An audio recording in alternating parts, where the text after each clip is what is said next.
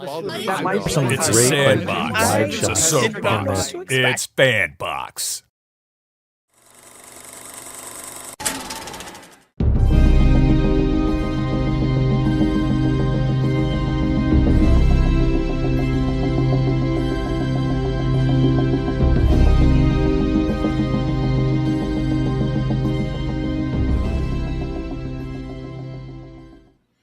And welcome to It's FanBox. This is Tardis Talk, the show where we're really doing it only for ourselves. And if you're here and you're listening, we really appreciate it. But really, it's just about us having an opportunity to talk about Doctor Who, what we enjoy. You can find us on itsfanbox.com, or you can find us at youtube.com/It's FanBox.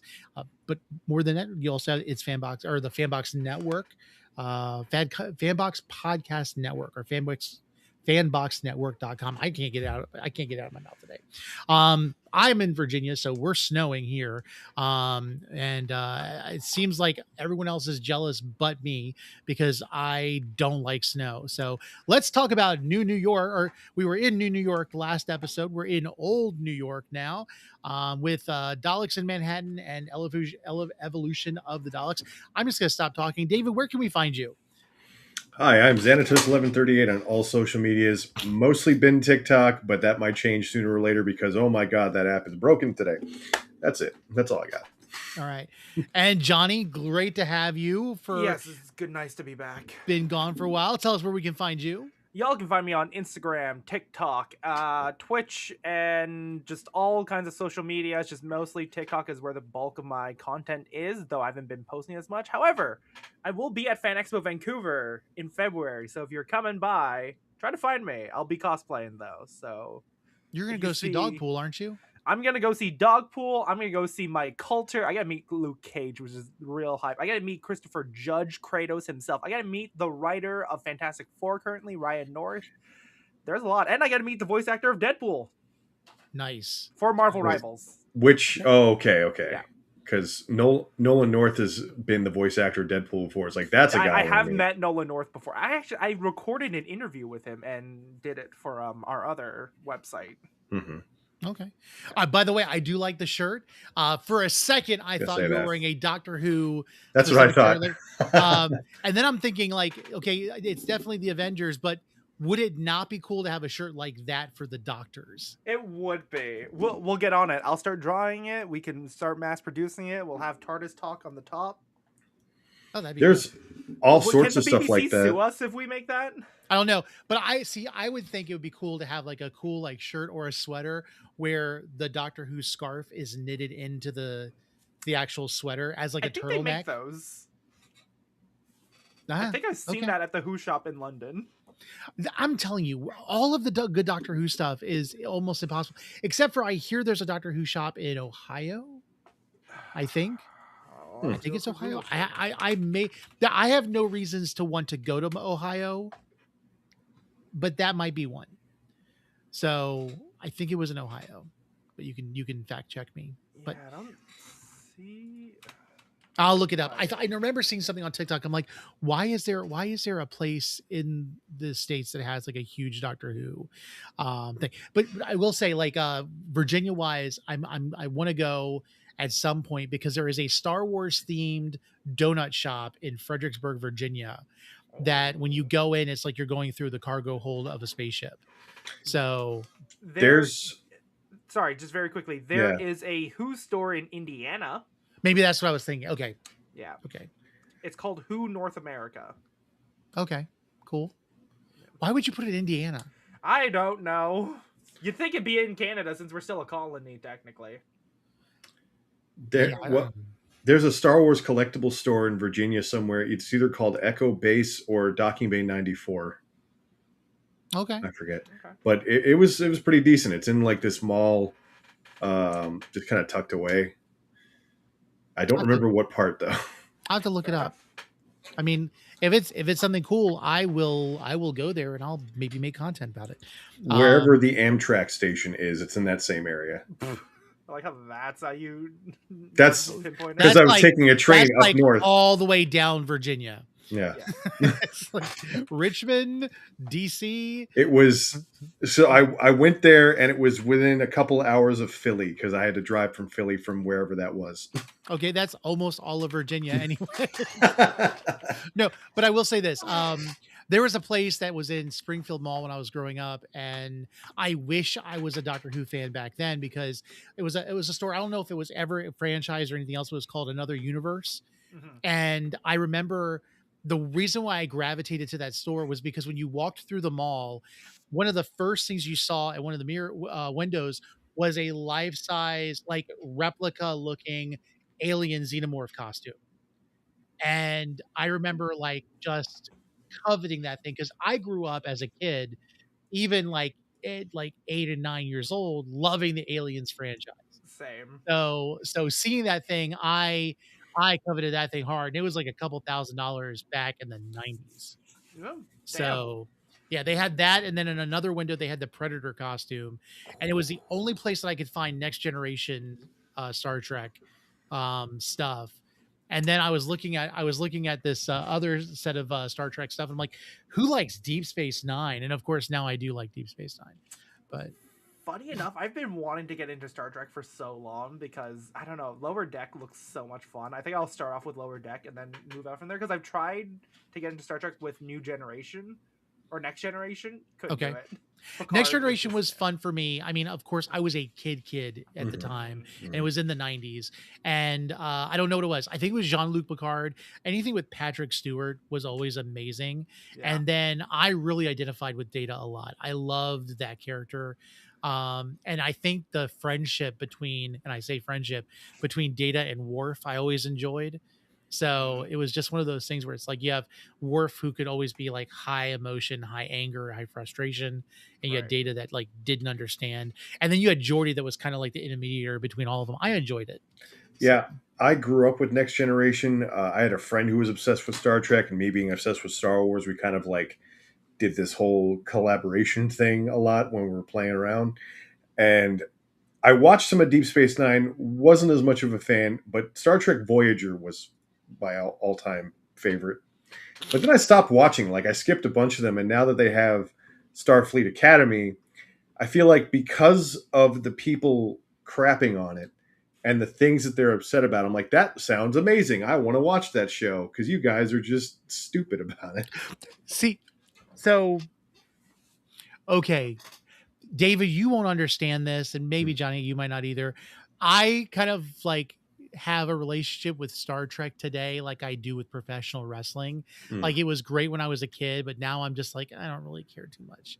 And so for me it's kind of funny because like I was all in and then I just couldn't get back into it. And so I'll watch like a couple main events or like stuff that goes on like maybe I'm the minority here. I appreciated the J.J. Abrams here film Star Trek movies. I liked them, except for Into Darkness. I think it was was that the last one? Was that the one with Khan? No, Khan was good. Yeah. It was the one Star after Trek that. Beyond. Beyond. Yeah, I was not so into it. It just I don't know. But I've seen the first one and the second one with Chris Pine, and that's it for those Star Trek movies. I was gonna say Star Wars. For the most part, I liked those movies. I think I've even seen all of the original Kirk stuff, but I forgot because it's only like 39 episodes. It's not even that long. It's as far as a series goes. But I feel the same way about like when I watched Scooby-Doo as a kid. I don't like Scooby-Doo now. I still love Scooby-Doo. You gotta watch the right stuff though. They've been doing the right things with it. They've done some interesting things with Scooby-Doo, but Scooby-Doo Mystery Incorporated is genuinely one of the best. Like, remember when you're a kid and you're watching cartoons and they treat you maturely? They give you like some more adult stories, and like, you can still enjoy it as a kid. But then when you're an adult and you're watching it back again, you're like, "Holy shit! They got like." They were big braining this shit from the beginning. That's what Scooby-Doo Mystery Incorporated is. That's cool. That's cool. I will say the only thing I always say about Scooby-Doo is, and I probably said this on this show before, screw Scrappy. I can't stand that dog. But other than that, I grew up with Scrappy, so I did too. But it was also like, and this is really going to date me, is like the Flintstones with Zim, the alien. Like Yes. I could not stand that freaking thing. They all reminded me of Mr. Mixie Spitlick, which is why I think I'm so okay with them, because like I love Mixie Spitlick as a villain for Superman, and they just have the same vibe, so that's how I've come to accept them. Okay. You know what? So, like, before we get into Doctor Who, which is the whole point of this, why would we talk about that? Thought of this one last thing, where as a kid I hated Pepe Le Pew, and I feel vindicated now because Pepe Le Pew was a fucking creepy cartoon. Oh yeah, yeah. Oh yeah. And I always felt bad for Wile E. stalker. Coyote. Makes me even more excited now for the Wile E. Coyote versus Acme movie. You know, it's funny that Pepe Le Pew was acceptable even Back in then. that time. And you're like, I wonder why there's so many incel men that are like hating on women because they won't give them attention. Yeah. And you know what? They all smell too. Mm-hmm. They So, do. Yeah. They're just less funny. Correlation, not causation, I think. Something like that. Yeah. But regardless, we're talking about old New York. Again, we were in Gridlock last episode, which was not my favorite episode, but it was decent. Funny And enough, then I this watched it episode, and I wasn't on the episode, so I put myself through that episode for nothing. I know, and I promise I'm going to try to get more consistent, even if it means It's all good. we just do No, it every other week. I wasn't even able to last time because I was just so exhausted from work. Yeah, but I will say the first time I watched these two episodes, like the first watch, and then going back like through my like binges because I keep Doctor Who in the background a lot. I wasn't a big fan of this episode, and I think because I was really trying to understand why I didn't like it this time, I appreciated it a whole lot more. Yeah, So, no, I like these two Dalek episodes. Mm-hmm. Yeah. Like I think And it wasn't because Andrew Garfield was in them. Yeah, because he really wasn't much of a. He wasn't like a big name star. However, like he's one of those characters where they just come by. I'm like, oh, you would have been a fun companion to have if you stuck around. You know. Yeah, he's one of those characters for me. Yeah, the oldest of a family of whatever, how many it was in from Tennessee, moving to New York. Because let's do that during the Great Depression. I also liked spotting. I like this in general, but spotting actors that have been in Star Wars in other stuff. It happens quite a bit in Doctor Who. The guy that played Captain Panaka in Episode 1 was in both episodes as the leader of the town. Oh, yes. I forget his name too. Nice dude though. Yeah. Well, it also kind of reminded me because I went through this whole big thing because I sometimes wonder because my kid watched this episodes with me, and so we're looking and it's like when they mentioned Hoovervilles and like it was brought up a number of times in this episode. This was not mostly a like, well, let's talk about the Great Depression. This was like definitely touching on the whole Hooverville thing, which a lot of Americans don't understand even in this day and time, like what that was all about. Well, why'd they name that after a vacuum? Like, no. After a vacuum. It was after Herbert Hoover and his terrible economic policies that kind of like put us in this problem. And of course they called the places Hoovervilles as a mock to them.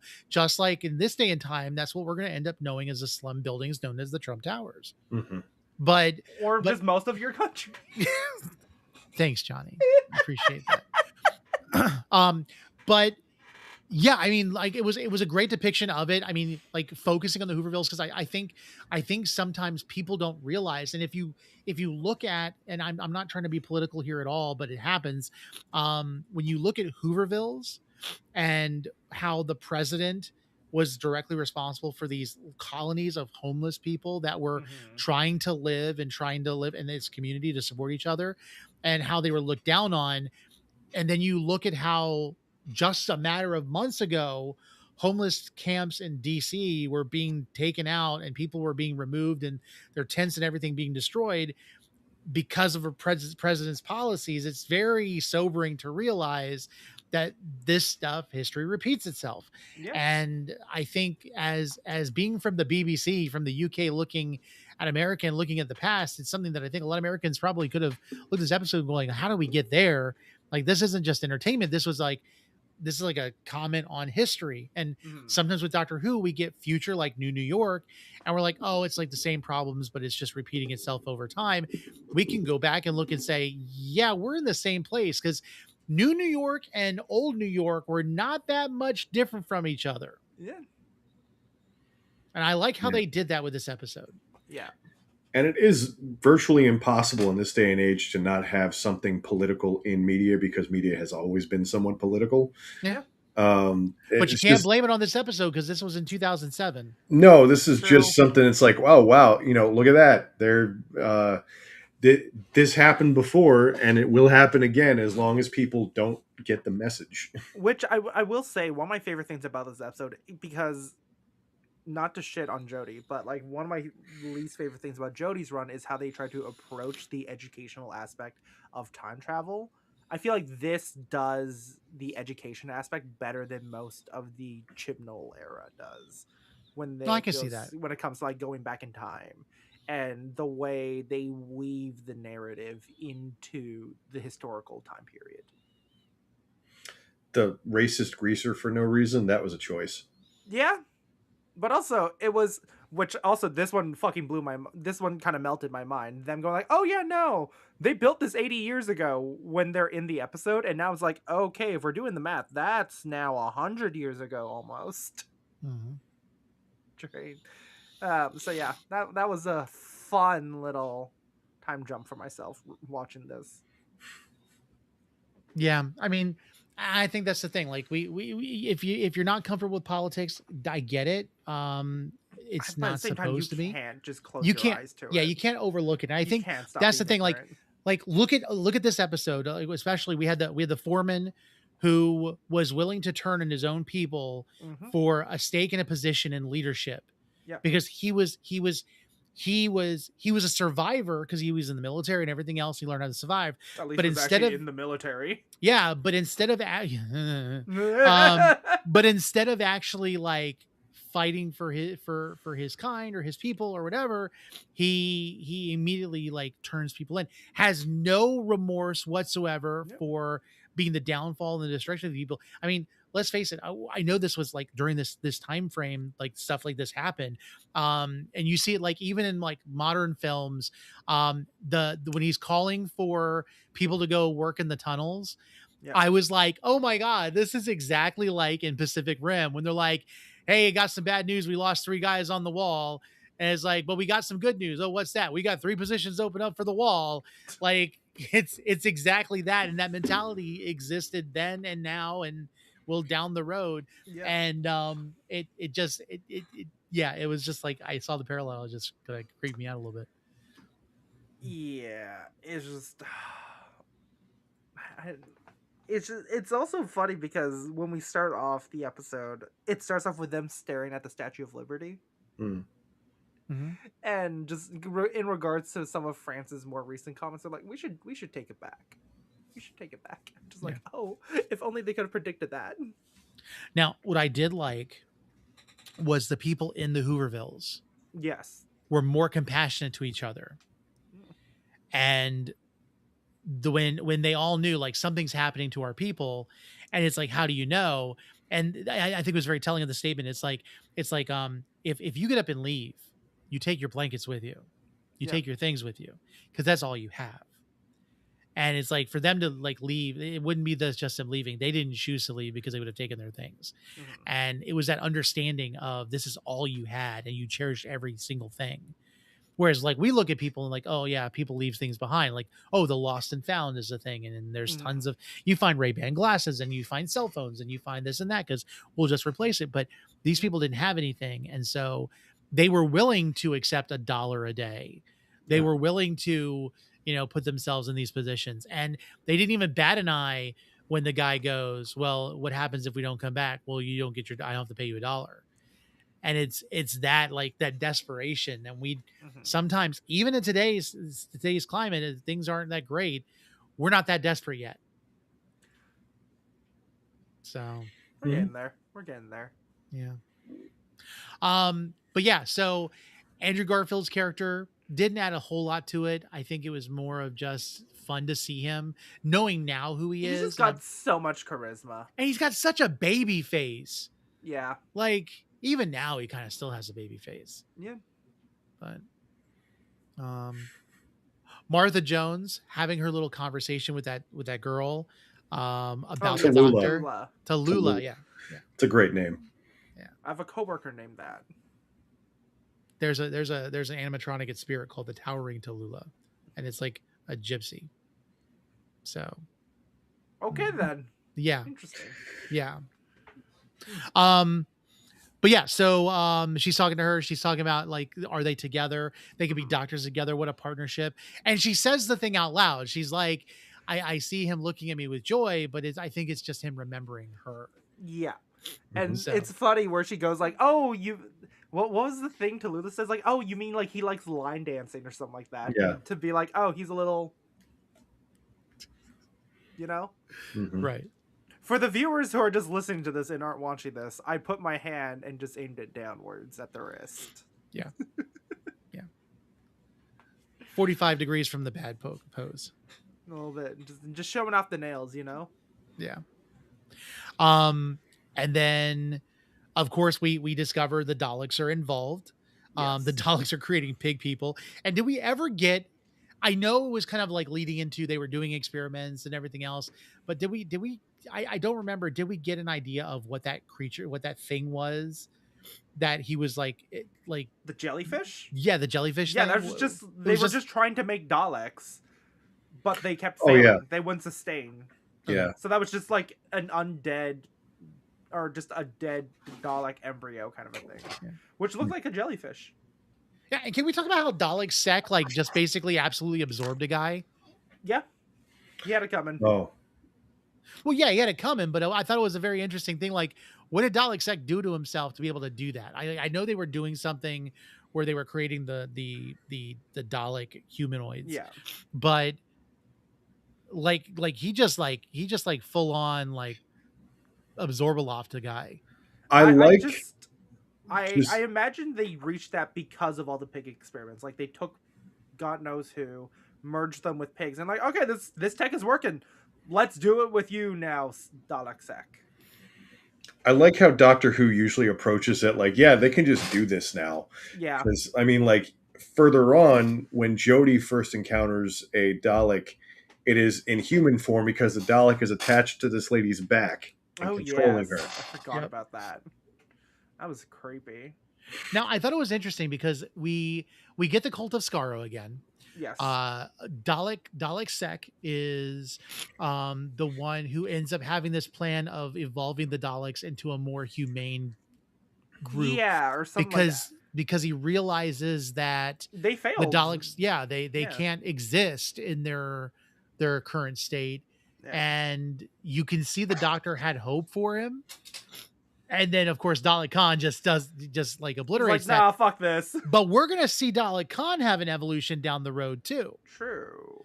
Which I think is kind of interesting because I wonder if it's like the question from these two episodes kind of leads to, because we don't really get a whole lot of Dalek Khan's, like what made him become what he is later on. Yeah. But we definitely see that this probably played a part in it. And I thought they could have really fleshed that out more. No pun intended. Mm. Yeah, no, it's funny because like when they bring the Doctor to Dalek Sec, I'm just like, oh yeah, no, I wonder what would happen if we merged the Dalek and the Doctor. And I was like, wait a minute, no, we got that. We got it in freaking Capaldi's episode with Rusty. Mm-hmm. Oh yeah. Yep. So yeah, no, it's these fun little. I think this is also like the first time we've gotten a Dalek as just like a, here's your villain for this episode. Yeah, it's a two-parter, but like it's still like your everyday kind of shenanigans. It's not like big world-ending things. Well, I also thought it was interesting because, like, going back, whenever I watch the Daleks, I think back on other episodes with them.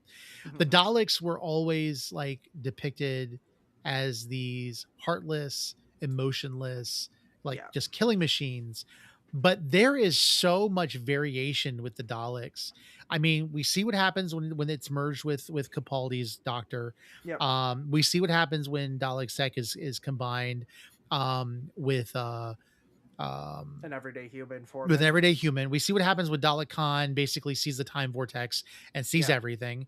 We also see what happens when a human is put into a Dalek with Clara. True. Yeah. Like, And we get to see what happens when a Dalek infects a person to turn them into a Dalek. or when someone touches a Dalek with my, because I mean, we've had a number of Daleks that are like, they're changed. They're utterly changed. I mean, like when Rose, when we get the first episode with the new doctors, the episode Dalek, like Rose touches him and she affects him.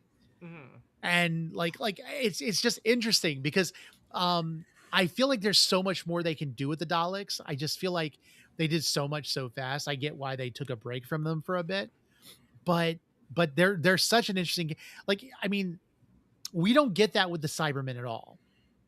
No, the Cybermen are just purely the Cybermen, and they're not even the same iterations. They're just like different timelines where they just end up becoming the Cybermen again and again.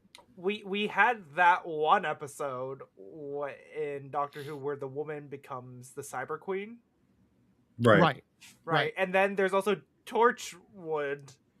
David, I think you know which one I'm referring to, where the black woman is infected by the Cybermen and she just wears a metal bikini pretty much. Burned in my skull. I'm like, this is actually uncomfortable to see. This is like, you guys are not subtle. I haven't seen that. I haven't seen this episode. God. Like, I couldn't get far into Torchwood. Do you want me to send you an image of it? As long as it's safe for work. It's safe for the beach. Okay, I know you're gonna send it to me. I'm waiting for it to pop. I'll send it in our Discord. Yeah, that works. To make it a bit more PG, just so that you know. Oh, it has to get. Is it that bad? I think it's fine. I'm just being conscientious, is all. Okay, I get that. Blatant, written by a dude energy is what that was. 100%. Like, here I'm it comes. Just looking at it. It's so stupid. It's so bad. This is like giving me like Fifth Element type. Not to stare, but like she's just wearing underwear. No, she's got on like a. Wait, didn't Beyonce wear something like this before? I don't know. I don't watch Beyonce. That's just bad. Anyways, I don't even know if I want to watch the episode now. It's just Torchwood. It's John Barrowman. We'll know. You pretty much know what you're getting with that. Okay, for those of you who aren't watching, you're good. If you want to Google it, you want to Google it, just Google Torchwood Cyberwoman. Legit, that's all I did. Yeah. So okay, yeah, I need to get that off the screen. Okay. Before your kid comes in. Before I Dad, what's my that? eyebrows out. Okay. But yeah. So yeah, that's the thing. Cybermen people, the Cyberdyne, I guess, has integrated with humans before. Oh yeah, and there was also the Doctor one where it's Matt Smith playing chess with himself with the Oh yes. One of the clips I was trying to post to TikTok earlier that is still under review for some reason. Was when Danny Pink makes a speech to all of the converted Cybermen from the gravestones. Yes. And is talking about like this is not the will of a general or the desire of a lunatic. And Missy's in the background. Excuse me. And it was a really funny clip, but Danny Pink does become a Cyberman because of all that. Like they're taking also true people like they think they're dead, but they're actually being uploaded into some big cyber consciousness neural network thing. And also Kate's dad was there too. Mm-hmm. Oh yeah, that's right. Like everybody up to that point had been one. Yep. Which also a dark thought was that means that Amy and Rory might have been among those. Oh, why? I've got another one for you. Sarah Jane was probably there too. Yeah. Every companion ever. Point? Sarah? Was Sarah Jane gone at that point? Because I haven't watched all the Chronicles. Sarah Jane was dead by then. Oh. But they wait. Okay, let's say it like this. By that point, Sarah Jane was dead for sure, because I know for a fact that the actress passed away before Capaldi came on. It was around Matt Smith's era. Okay. But they never explicitly say when she died. how she died, and her death is only referred to in Shuti's first appearance in the 60th anniversary. I am so nerdy just saying that entire sentence. No, that was perfect. Like, if it was going to be said anywhere, it'd be said on this show. True. Yep. So, but Tardis yeah. Talk. So Sarah Jane, high chance was there. Oh, that makes it even worse. But there's a percentage of chance that she wasn't. Yeah, but just Rory and Amy. Oh wait, no, they were buried in New York. It was everywhere. It was because remember it was world? like it was like all over the universe too. I mean, think about people that they were on other planets and they were then uploaded. Rory and Amy were there. Oh, what other companions have been dead? I don't know. Like from New Who. Rose isn't there. We know that much. Right. Yeah, no, all of Tennant's Mickey's grandma. Yeah, I guess so. Mickey's grandma. Oh, Rose's dad. Her dad. Oh, no. Pete, which is funny because the alternate universe version of the dad was fighting the Cybermen. He ends up becoming one. Oh, wow. We're never separating Rose's dad from the Cybermen. Oh. I don't want to get into this topic while talking about the Daleks. Original Rose's dad would be so confused, though. He wouldn't know any of this. True. There's more deniability, I guess, in that sense for him, right? Anyways, let's not dread on that. Wow. Okay, that went dark fast. Yeah. Okay. Wait, is Donna's dad there then? Or did he run away? I forget. I don't remember. Dad? Donna's mom is single. I remember that. At least Donna's grandfather wasn't. No, he's still alive. Yep. Not the actor though. No. Yeah. Anyways. Sheesh. Yeah. Oh, the guy who was tracking the doctor in the first episode. Oh, he's definitely dead. Yeah. His family with Boxing Day. Oh. Yeah. That poor family. They couldn't get past it. No, they couldn't quite do it. Man. Very unfortunate. I never really we haven't even gotten to that episode yet, and we're like, it's okay. So it's gonna be funny when we do.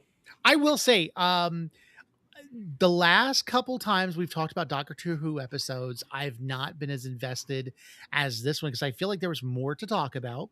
There is. I definitely like, and of course at the end, the Daleks, of course, turn on Dalek Sec. They create their Dalek humanoids, but they're Dalek Time Lord hybrids. Mm-hmm.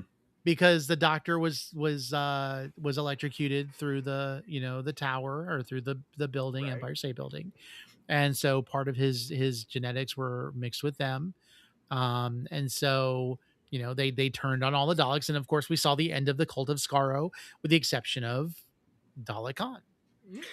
Yeah, the when they had all those humanoids marching, and they handed them all like Dalek Ray Tommy guns, I thought that was a funny. Here's the gun of the time, but mixed with Daleks. I wish they would have just given them plungers too. Yeah, it's disarmed. They were in the sewers. Yeah, they were. Yeah. It would. You know what? Thinking back on it, the fact that they have plunger hands makes sense why the Daleks would work through the sewers. Mm-hmm. Yeah. It's also just easily. I mean, they probably ran into the Ninja Turtles while down there, but should be fine. Too soon for the Ninja Turtles. Oh, that's true. It was in the 30s. Fine. Not quite yet. What else happened in this episode? I will say I didn't finish either episodes because I couldn't get the episodes, so I had to stream them off of my site. Oh, I should. And they all cut off at 20 minutes. I needed to send. I should have sent you. Like, I can get you on my my Apple plan, I think, because I've got them on my Apple plan. That's fine. Fun fact about the Ninja Turtles, which both of you probably already know, they're homage to Daredevil. Yes. Homage, yes. Yes, the same chemical spill that caused Matt Murdock to be blind was the same also the chemical spill that. TGRI chemicals. Yes, it was. Yes, and whereas the Ninja Turtles fought the foot, the Daredevil fought fights the hand, and whereas he was trained by Stick, they were Splinter. trained by Splinter. Yes, I was. Yeah, I feel like I knew that already, but then I saw a video a couple of days ago, and I'm like, oh yeah, that makes so much sense. Yeah. Yeah, Yeah, that's the way you do. That's why. That's the way you be a fanboy of something. Yeah. I'm just saying. So it'll make it easier one day if Disney ever allows the TMNT to cross over with Daredevil, which has still yet to ever happen. We've had Ninja Turtles and Batman, Transformers, Mighty Morphin Power Rangers, TMNT and Stranger Things. We need TMNT and Daredevil. Watching, I think it was Power Rangers Zeo, because I was doing a rewatch and I stopped at Power Rangers in Space. But it's either Zeo or In Space where the Ninja Turtles guest starred as their like movie, like live. No. That was the one with Venus. No, that was a separate TV show series that came out after the third film. And they had a alien-looking turtle lady named Venus with them. Yes. What is it about shows that they end up in space when they've run out of material for like the actual either that or story. The future? Even the Fast and the Furious has gone to space. Listen, I thought it was so funny. My kid watches, of course, kid shows, and one of the things he's into is reading and watching Captain Underpants. And then I'm like, okay, Captain Underpants goes to camp. I get that. That's fine. Well, what do? They go to camp in space. And I'm like, oh, they ran out of material. That's all I can think of. That's exactly what it is. Instead of jumping the shark, you're jumping the planet. And then I'm sitting and I'm watching. I was watching my kid. My kid likes the Nickelodeon TMNT. That was a little bit more serious. Where April O'Neil's father was a scientist. Mm-hmm. This is the 2012 one. I think so. Yeah. So he watches that, and of course, what do? Splinter ends up, gone, and they go to space. And I'm thinking that's really funny because if you really go back and watch or read the original Ninja Turtles comics, they end up in like other dimensions like fast. Yeah. They end up in other dimensions. There's an entire thing called the Battle Nexus, where it's like an interdimensional battle royale, which is what DC's doing right now with KO. Yeah, but and the funny thing was, got to it first, and that's where Usagi Yojimbo first crossed over with them. I'm pretty sure. Yeah, and TGRI was this front for the Krangs, and they weren't all evil. They were, there was a lot of them that were, but Krang the Brain, that was the worst of them. But yeah, it was just interesting. And then, of course, there's a robot that they join up with, and then they have the Triceratons, which are just giant alien dinosaurs. Yes, that want to kill them. Yes, just like the best Ninja Turtles game, Turtles in Time for Super Nintendo. Oh, and the neutrinos. Mm-hmm. Come on, we're operating on 18 levels of nerd right now. Somehow we got from Doctor Who to Daredevil to Ninja Turtles. It's all wibbly wobbly, timey wimey, transdimensional. It's crazy, it all connects. Like it does. However, speaking of that though, Ninja Turtles and Doctor Who would be a hell of a crossover. Mm-hmm. It would, and I would love the Doctor to just kind of just talk. Like I would like to see the Doctor and Donatello go at it. Yes. That would be fun. And the professor, Honeypot. Oh, the robot. Okay. Yep. That one. That would be fun. Yeah, but I mean, what is it? Doctor Who right now is actually owned, like the comic book distribution rights are owned by Titan Comics. Yes. And right now they're also able to distribute Conan comics. Would be real interesting if Doctor Who ever went back in time and then just like, oh, Conan the Barbarian. Hey, how you doing? Huh. Doesn't even need to be for the show. He could just do the comics. He's interacting with Robin Hood. He should be able to interact with Conan. Yeah, absolutely. And Mary Shelley. Yeah. So the Doctor defeats the Daleks. Well, the Daleks kind of defeat themselves, I guess, in a sense. Yeah. And then straight up Ouroboros themselves. And then he saves Tallulah's Pigman. Yep. Lenny, was it Lenny? I think it was Lenny. I think it was Lenny. Which that's a typical 1930s name. But yeah, I mean, it was a good episode. I enjoyed it. I thought it was great. I want to do our scores now, and then we can just keep talking if we want to. Oh yeah, sure. Here, let me pull up the sheets. I forgot we were doing this. Sorry, I've been working with equations for sheets, and for some reason, it's just taking me to my most recent search all in regards to sheets, which is just trying to figure out how to run certain formulas. There we go. Okay. And then Doctor Who ratings.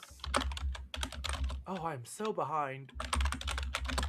Don't ask me what our last one was because I honestly don't remember. Yeah, that's fine. I can probably predict. Okay, we'll start off with Daleks in Manhattan. Okay. So this one, so Daleks in Manhattan left with ended with a cliffhanger. Right. Just because we saw, what happened with Dalek Sec at the end. It's a good cliffhanger. I thought it was also a good introduction. I think you had a lot going on, and they had a lot of different sets, and it wasn't just stuck in one place, which I think that was what really bothered me with Gridlock. It wasn't really a lot of like set places, but I'm gonna give it a solid 8. Okay, I was thinking the same thing, honestly. How about David? You? Yeah, I'm gonna say it. I'm gonna say the same thing, an 8. Okay. Sounds good. Now, evolution of the Daleks. I really liked how the Doctor kind of looked past his hatred for the Daleks and was like willing to help Dalek Sec. I loved how they turned on their own. I liked that it was not just the Doctor trying to do something, but you also had Martha and all of them like discover. It was very much like the Scooby Gang working together. Yeah, it was very well balanced. So I'm going to give it a 9. Okay. David? Yeah, 9 sounds good to me too. I'll do that. I'm going to give it a 10. 9. Yay, way to go. Give me a 10. I will give it a straight up 10 because like genuinely like the way I give out 10s like, okay, is there anything you could improve on? No. Camera's fine. Yeah, story's great. We're done. Yeah, it wasn't complicated, and it also wasn't written by Russell T Davies, which makes sense because I'm like, oh, there's no Daviesism to solve your situation here. There's not at all.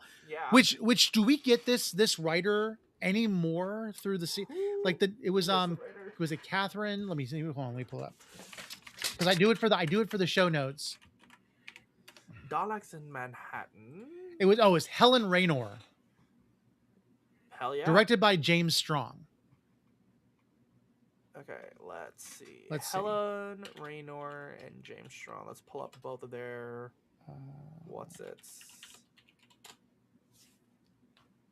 I can't find anything on her. She's best known for her work on Relaunch Doctor Who. She did Daleks in Manhattan, Evolution of Daleks, consequently becoming the first woman to write a televised Dalek story. She also wrote the Sontaran Stratagem and Poison Sky. Okay. Also being the first woman to write a Sontaran story. Oh my god. She was the only script editor for Stephen Moffat prior to his ascension to the position of Ed Writer. Maybe she should have taken over rather than Chibnall, honestly. She was also a writer and script editor on the first 2 series of Torchwood, penning the episodes Ghost Machine and To the Last Man. She's a good writer. Honestly, give her more work if she can. If they want, I recommend her. I just really hope I didn't say that without knowing what she is as a person. Credits that so here gives a guy a good idea. Things that she's edited for. This is according to fandom.com's Doctor Who wiki. Okay. The Unquiet Dead, Dalek, The Empty Child, The Doctor Dances, Bad Wolf, The Parting of Ways, The Christmas Invasion, New Earth, School Reunion, The Girl in the Fireplace, Rise of the Cybermen and the Age of Steel, Army of Ghosts and Doomsday, Blink, Silence in the Library, Force of the Dead, and Midnight. So I'd say that's actually pretty good. That's a really good track record. Okay, would you like to know about the director? Go for it. So he did Impossible Planet, The Satan Pit, these 2 episodes, Voyage of the Damned, which is pretty good in my opinion. I do like Voyage of the Damned. Partners in Crime, Planet of the Dead. However, he also directed 2 episodes of Torchwood. Which one? One of them is They Keep Killing Susie. I don't remember that episode. But the other one that is most notable, in my opinion, is the Cyberwoman episode that I sent you. It's all connected. It's all connected. It's all connected. They really went like, yeah, let's just bring back this guy. He did a human Dalek hybrid. He made it work. Let's do a human do the Cyberwoman hybrid. And really what all he was just doing was working on his resume for RuPaul's Drag Race. Or Resident Evil. The connection of that Torchwood episode was actually from when they first when Ten and Rose were in the Torchwood building and the Cybermen were taking over, like that whole arc. That episode was the aftermath because that lady was like one of the cast members' fiance or girlfriend or something. So like he was hiding her. So like that was where the connective tissue happened between that and Doctor Who. But it was still interesting. Okay. Yeah, it was still very strange. Wow. Well, it's all connected. We're good. Yeah. But I will say I actually enjoyed going back. I watched these really late at night. I watched them in the morning. Yeah. I was up until like 3 a.m. and then went to bed and then got right up at 8 o'clock for whatever God's reason. I have no idea. But I wake up around 3. Yikes. I sleep early. Well, that's good. That's good, I guess. Anyways. Yeah. What else is there to this episode? Or do we want to discuss other things involving Doctor Who? We can definitely talk about other stuff involving Doctor Who. I'm trying to think if there's anything new. I still need to get the creator Dinosaur to join us for an episode. Okay. But he just did a TikTok video. If you go look him up, he just went to some of the spots where they filmed Love and Monsters. Oh. And he went to where he went to Linda headquarters, and it's a coffee shop now. Oh, okay. So he was able to have coffee in the basement of Linda headquarters, and then he went to where the Zorbloff, ate his love, or where she turned into a stone slab. Yeah. So. Oh, also, I forgot to mention, Catherine Tate's going to be at Fan Expo Vancouver. Ooh. Man, I was going to meet her, and then I think she had to cancel or something. I forget what happened. Well, we'll see if she cancels. She's got just under a month left to cancel on me. Same with Mike Coulter. I'm going to Fan Expo Philly next, but that's not until May. I don't know who's going there.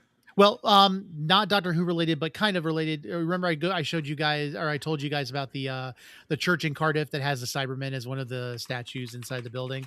Yes. I just found out the National Cathedral here in DC has a Darth Vader gargoyle head. So I'm gonna at some point I'm gonna try to make my way out that way and go see it. And if I can get a picture of it, I'll share it. Okay. Did you guys see that they announced some of the guests going to Gallifrey 1 this year? No. This is the main reason why I'm tempted to go, despite the state of the U.S. right now and it being deadly for me if I were to go down. Millie Gibson's going to be there. Oh, yeah. She's been announced for a while. Yeah. I only found out recently. I'm like, oh, Millie. Yeah. It's like Millie Gibson, one other person, and a bunch of old Who actors. They also have the Adam Driver looking guy from the new series. Yep. Yeah. Oh, what is this? Are we going to have the Fugitive Doctor there? Yes. Joe Martin's going to be there. Oh. As well as Peter Davidson. Millie Gibson, Freema Agyeman. Yes. Honestly, wherever Peter Capaldi goes for his next con, I will honestly follow just because I really, really freaking want to meet Peter Capaldi. I hear it's hard to get him to go to one of these things. Yeah. His last con appearance was in 2019 at at Fan Expo Canada.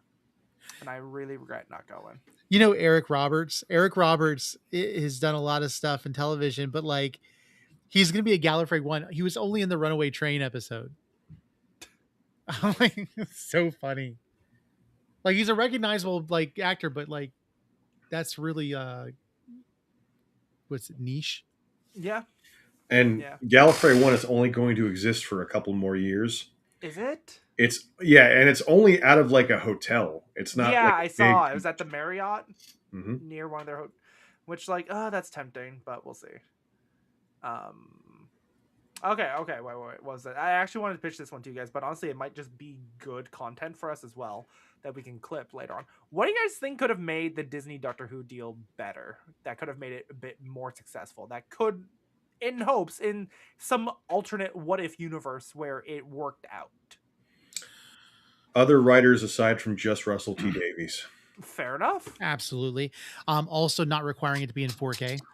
Yeah. A lot of the budget went into that, where Yeah. they could have done a lot more with set pieces and really just More building. episodes. Yes. Yeah. No, Yes. I'm especially, my biggest thing is more episode, but I was thinking this.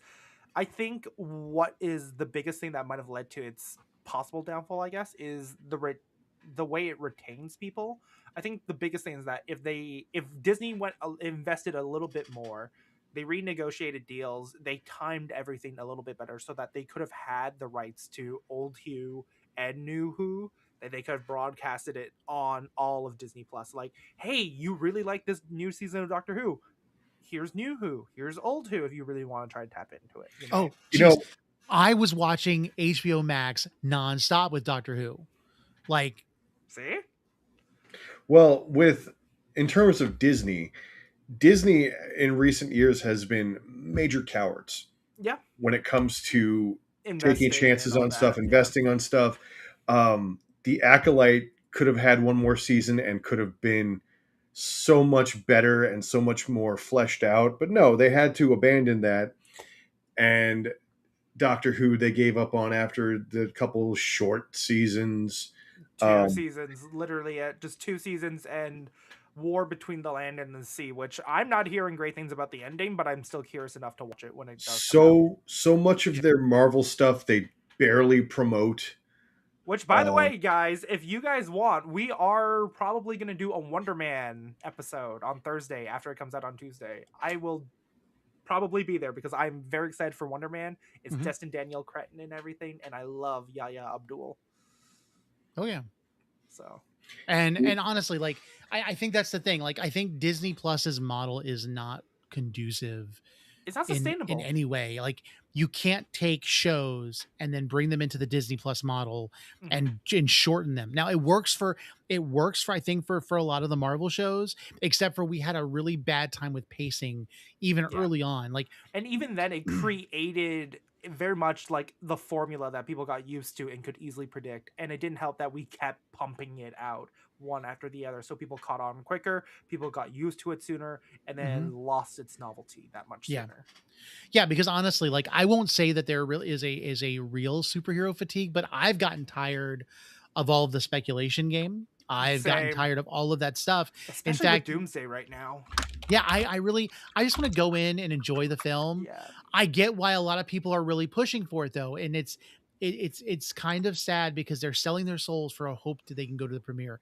And I want to be very clear and very honest as a creator who has had the opportunity to go to a Marvel premiere. It was not because I was a creator. I was given the opportunity to go because of Good Morning America, because my son got brought up, and because of my son's heart condition.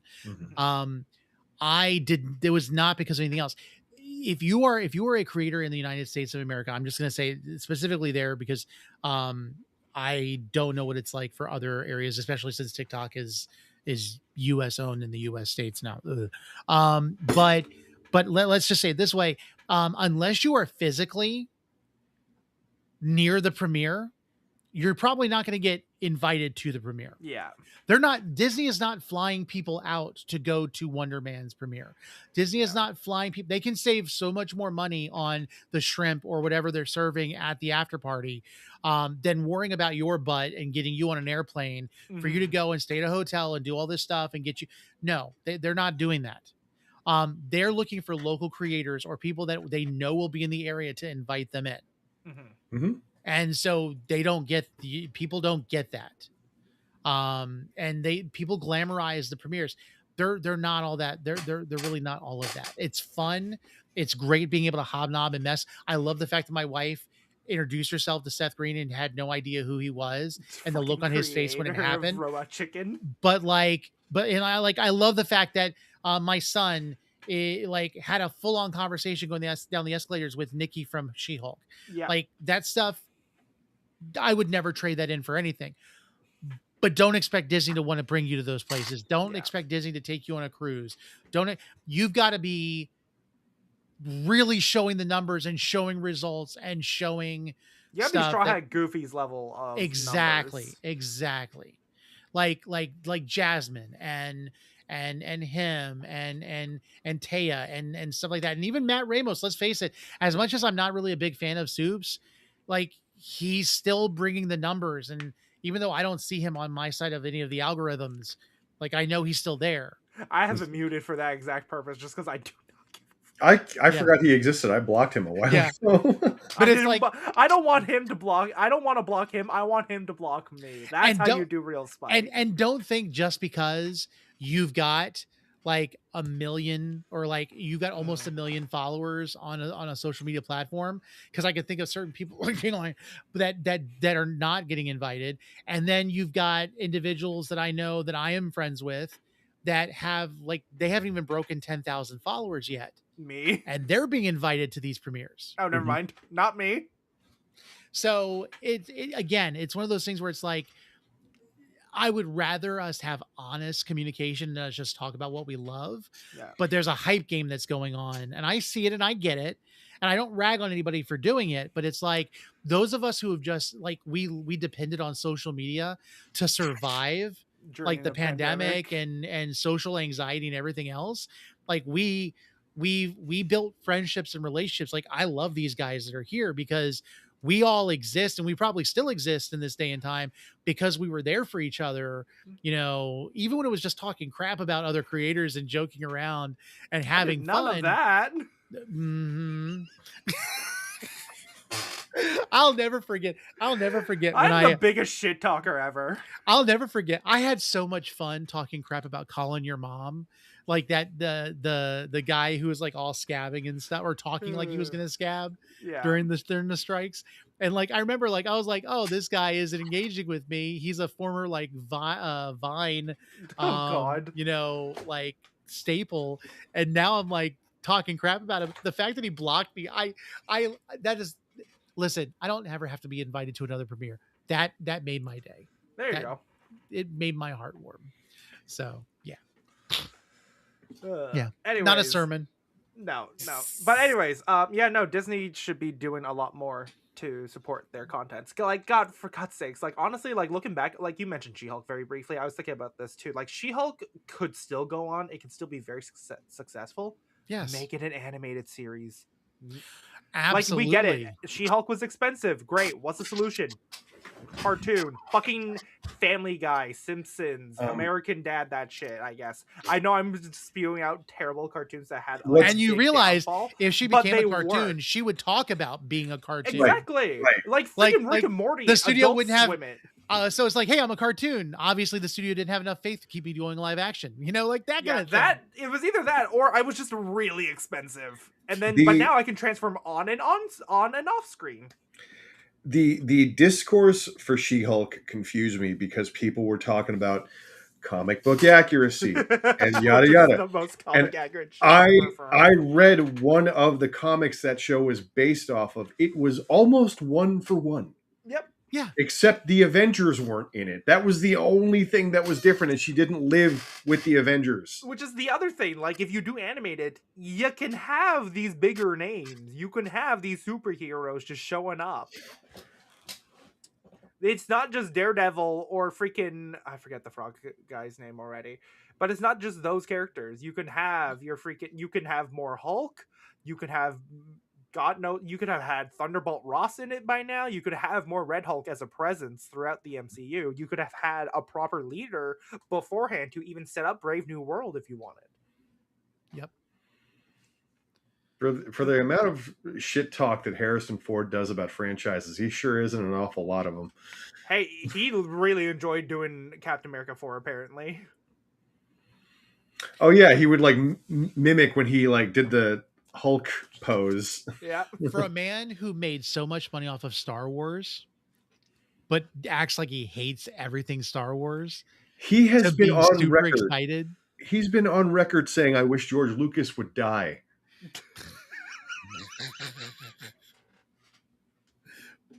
It's like when the guy wanted to design that the Lego destroyer, and he's like, oh, and he just threw it. Yep. Like everyone's like, oh, that was staged. I It was think 100% staged. Even if if it wasn't, it the was- guy got retribution. if it was like this, even if it was staged or not, Harrison Ford would have had the same amount of love for doing what he did. Yeah. Like,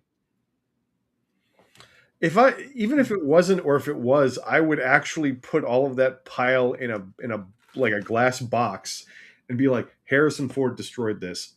Like some sort of marking and put it up like he did that. He did that to my Lego. put it in a clear acrylic box, Yeah. like in a fish tank, destroyed by Harrison Ford. Pour in resin to just solidify all of it.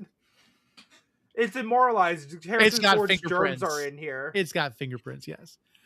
It's like if I had a healthy ovum, I could clone a Harrison Ford.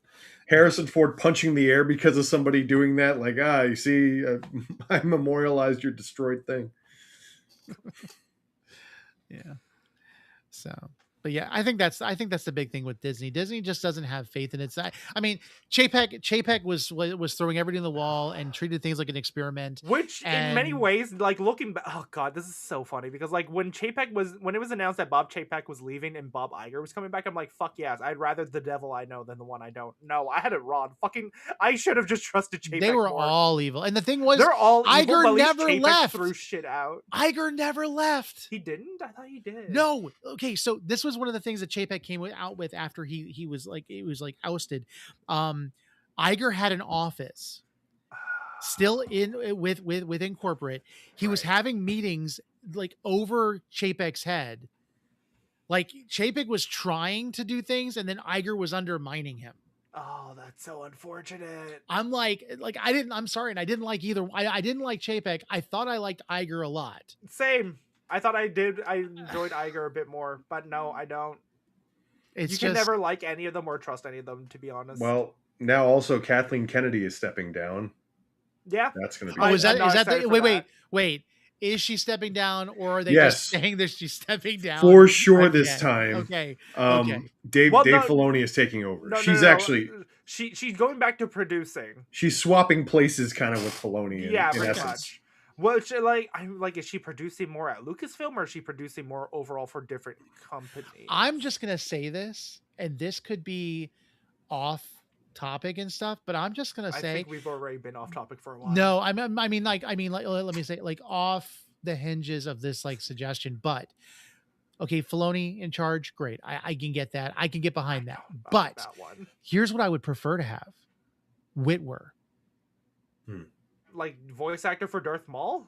Sam Witwer, yes. Sam Witwer. Okay. That man knows his Star Wars. I just saw another bit. Wasn't him talking about the Force Unleashed and him, and then the robot turning into Anakin, and the fact that he realized that because that would mean that Vader and Anakin fought each other. Like, come on! Yeah, like, I saw that same clip. It was but the fact that he was like the only person that actually ever fact checked. Well, him and the writer Filoni. Yeah, because he's like no. Padme met Semi. Met Shmi. Shmi. I'm sorry. Yeah. So I'm like, ugh. I mean, I don't mind it. I don't know. I just honestly, this is my main thing. Keep Sam Witwer on, keep Dave Filoni, and have them be like how you gauge the lore, how you approach it, how you decide to tell the story within it. But from a higher up perspective, have new blood, have like a Kevin Feige-esque personality. But I feel like even now, I'm starting to kind of feel like maybe Feige needs to. It's weird because like right now with Feige, like if those rumors are true that he's primarily just purely focused on Doomsday, then I think a lot of the bad things that might be happening with Marvel, like for example the Ultimate Universe ending, this is one of my conspiracy theories actually. So anyone who's reading comics right now, there's another alternate universe called the Ultimate Universe right now. Wait, they're gonna end it again? They're ending the Ultimate Universe, and everything ends with Ultimate Endgame. Most series, with the exception of Ultimate Wolverine and Ultimate in the Ultimates, they're all ending at issue number 24. So Ultimate Black Panther is already done, and this is allegedly it's all ending, and it was all done like all of a sudden. A lot of the writers were like blindsided by it, but a part of me feels like that's not even from Feige. That's more so Bob Chapek. No, not Bob Chapek. Bob Iger. Because Bob Iger has even come out and just like no more of this like woke stuff, yada yada yada, right? And the Ultimates comics are very progressive in that sense. Yeah. Like the Ultimates themselves are revolutionaries themselves within a broken society. Ultimate Spider-Man is commentating on corrupt politicians, corrupt leaders within even your cityscapes and everything. So it's a lot of that kind of stuff, which is why in my conspiratorial mind, I'm like, Bob Iger came in. He's like, no more of this stuff. That's why they're ending it. So, anyways, I think a lot of the bad stuff with Marvel isn't even from Feige, because like, I think the biggest thing with Feige that I don't support at least is the fact that he takes over the final edit of films a lot of the time. Exceptions being Guardians 3, I guess. I think we need more director-driven things for the final product. Yes. Like I also think Marvels and Nia DaCosta, right? Yeah, I also think like when we even look at like Love and Thunder, like Taika Waititi, like I think director driven is good, but I also think like the directors need to have like an understanding expectation, because Taika should have been reined in very early on with that film. Yeah, I like Love and Thunder. So it was very controversial take. I know. Yeah, I get it. I there are parts I really like about it, but it's not very rewatchable for me. I like parts of it. What the hell? The third Thor, Ragnarok. Yeah. I, for the most part, really didn't like Ragnarok all that much. And I know that it's like a hot take because that's like considered the best Thor movie. I mean, that's funny because I don't like Ragnarok all that much either. And it's for the exact purpose of the fact that I don't think the style that Taika brings with him was fitting for the narrative. Whereas with Love and Thunder, the story was much more fitting of his form of storytelling.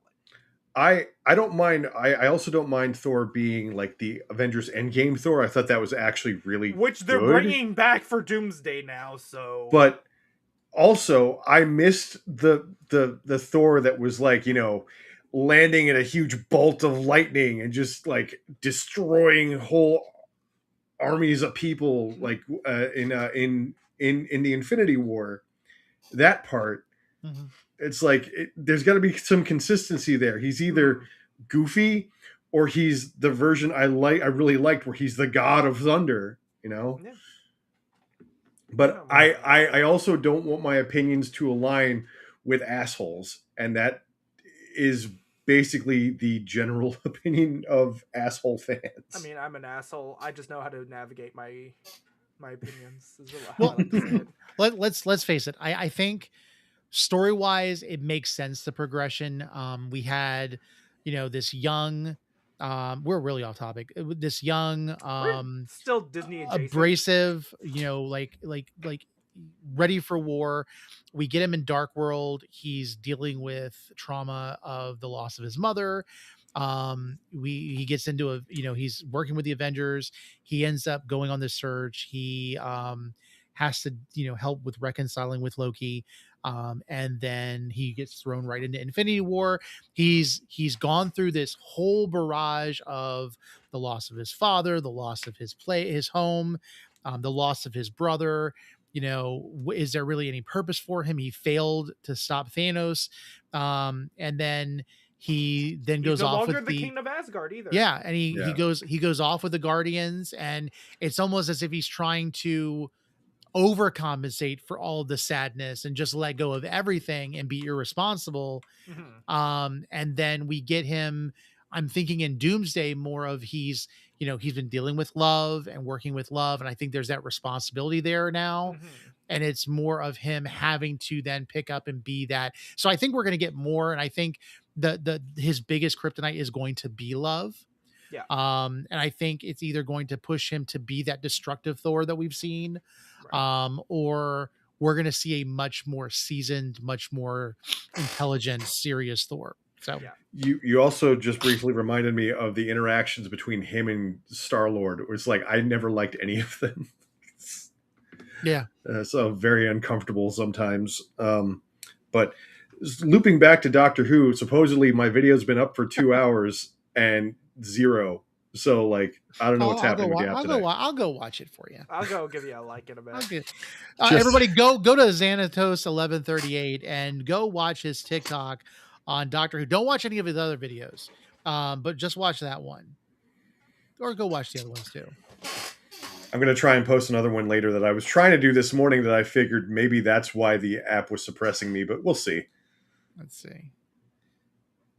Wait, no, that was the one you done on the 20th. It's a clip of Danny Pink. Oh, those were Danny Cyberman. Okay, I saved. I'm going to tap the copy link button. Do the I don't even know what works anymore. I'm going to do fire emojis because I don't know. And then I'm going to repost because I'm like that. And let me copy the link. Where's the copy link?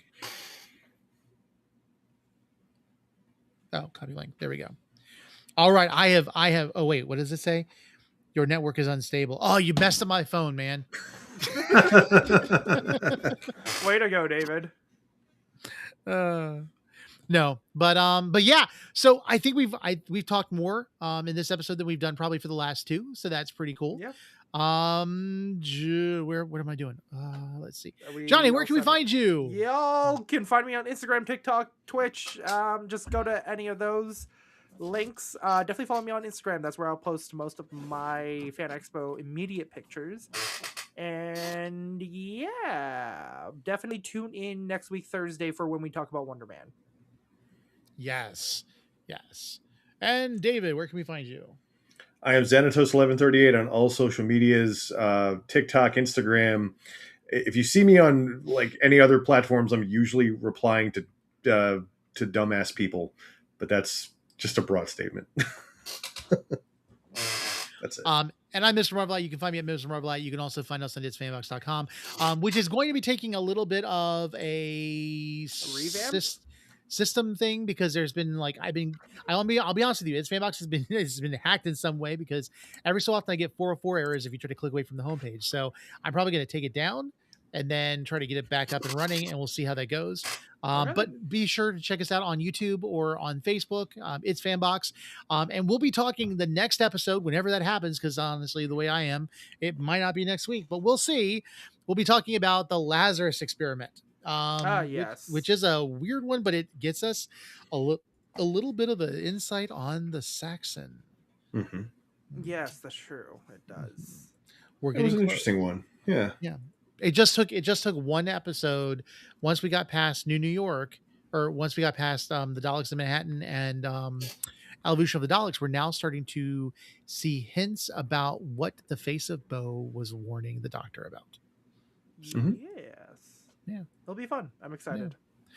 All right. With that said, we will see you guys next time. And yeah, let's go ahead and